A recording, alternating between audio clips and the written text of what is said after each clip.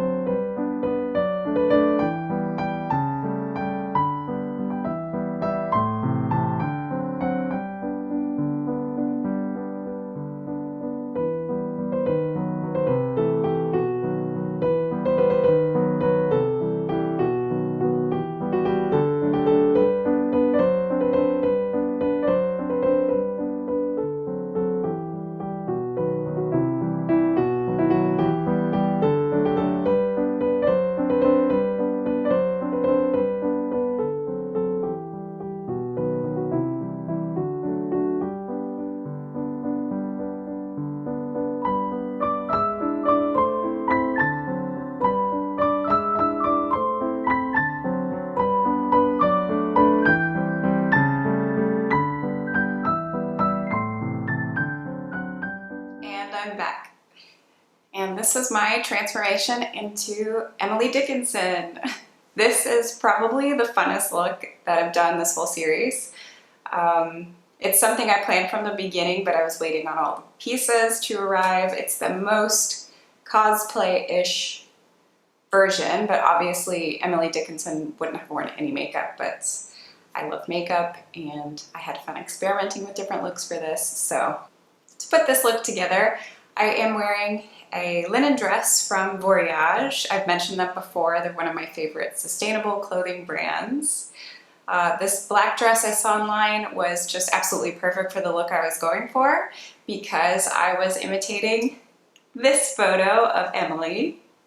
And I saw the dress online and I was like, I have no idea if Emily's dress was really black, because I've actually read that she wore a lot of white. But in that particular photo, it looks black, could have been brown. but she is portrayed a lot of the time in pop culture having this sort of look. I ordered this lace piece on Etsy, and it was not at all what I thought it was going to be. It was actually, it's supposed to be sewn on to like the front of something. I believe it's for like a bridal gown. But I thought it was the kind of lace that goes all the way around, because I believe that's what Emily would have worn, something like this. And no, it does not go all the way around. So I had to shove it under so that it fits, but it worked out. I was actually very nervous it would not look right, but I think it worked out. Emily has this very particular necklace that I read that I believe she made herself. So I ordered a long string of velvets, and I just tied the two pieces together crisscross with a brooch. I obviously didn't have a brooch matching Emily's, but I didn't think that really mattered because I'm just evoking the idea of her outfit.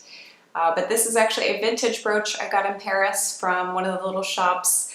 I don't know its history, I don't know how old it is, but it's vintage as well, so it could very well be 100 years old, which is pretty cool.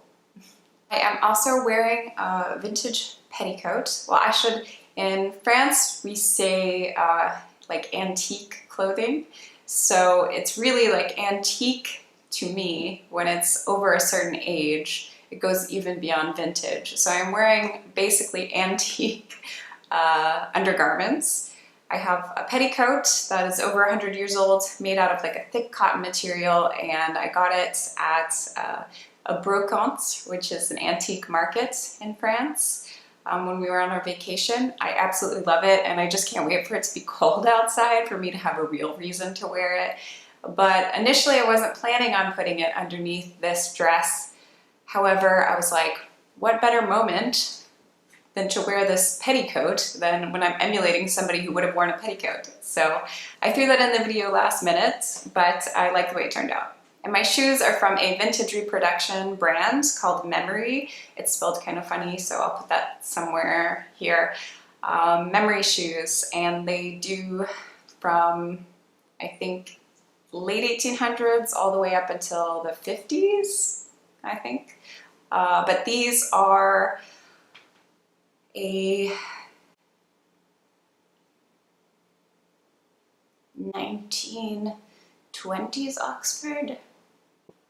I don't know. Definitely not the right time period for Emily, but I thought they looked cute with the outfit. They actually do have an Edwardian and Victorian styles boot, but they're kind of expensive and I'm not sure that I would actually wear them. I don't wear a lot of boots in general, but there is one pair I have my eye on and maybe one day, but I just couldn't afford to spend 200 something on a pair of boots for just this outfit. So Emily Elizabeth Dickinson was an American poet. She was born in 1830 and she died in 1886. Not very much is known about Emily Dickinson's life, as there is evidence to conclude that she lived much of her life in isolation. She was considered very eccentric for her time, and I think she maybe just suffered with social anxiety, but of course I'm just making an assumption. However, if she did, I can immensely empathize with that, as I have very intense generalized anxiety disorder and I'm triggered by social situations. So I could see where someone could become a shut-in. Emily Dickinson was known for wearing white, which was actually, I believe, more common for younger women, or girls. It was a bit strange that she continued to wear white dresses throughout her life, although the picture I drew the inspiration from, she's not wearing white. But I wanted to do something that was more my style. I don't wear a lot of white dresses. I have maybe two. So society found her a little bit strange, as she did not like to greet guests when they came to the house. And later in her life, supposedly, she would hide away in her bedroom. This is also something I can probably relate to, because if people come over unexpected, I'm very reluctant to want to greet them. It has nothing to do with whether I like people or not. It's just anxiety. So that's why I think my girl Emily probably had an anxiety disorder. They just didn't know about it back then. Emily was a prolific writer, writing, I believe, 1,800 poems in her lifetime. However, only 10 of those were published, and they were heavily edited to fit the social standards of the time. Her poems were very unconventional in their structure and in the themes that she chose to write about. She often wrote about death, isolation, life, and even immortality. Emily never married, and she had very few friends or even acquaintances. Her closest friend was her sister-in-law, who she ended up sending over 300 letters to through the course of their friendship. This has led to some speculation as to Emily's sexuality, but I'm not here to analyze Emily Dickinson's sexuality. I'm just here to appreciate her as the poet, author, strong woman that she was, and someone who has deeply influenced my own writing.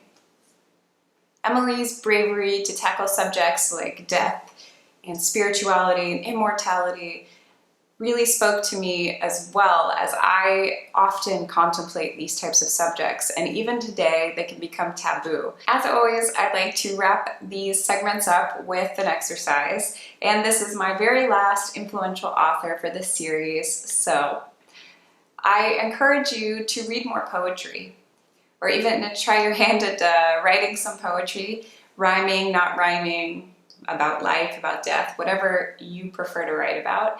But even if you're not a poetry writer, poetry can help open up your emotions. I remember when I was in college and I took a poetry class, honestly, I just took it for an elective. I didn't consider myself a poet, although throughout my teenage years, occasionally I would write introspective poems here and there. But the class really progressed my writing because I was pushed to write about topics that I might not have written about in a way I might not have written about, because it's quite challenging when you have to fit a specific structure. Or you can be like Emily and not go into conventional structure and invent your own kind of poetry. If you like this series, let me know. I had a lot of fun doing it. As I stated earlier, I kind of want to move my channel into more of a creatortube. I hope to eventually have episodes about learning how to sew my own clothing, embroidery, and travel vlogs, things like that. However, I will still be making videos about being an author because I am an author, and it's what I love. If you like this video, please hit that like button. It really, really helps me out. And the subscribe button and the bell icon to get notified whenever I post. I love you guys, and I'll see you next time.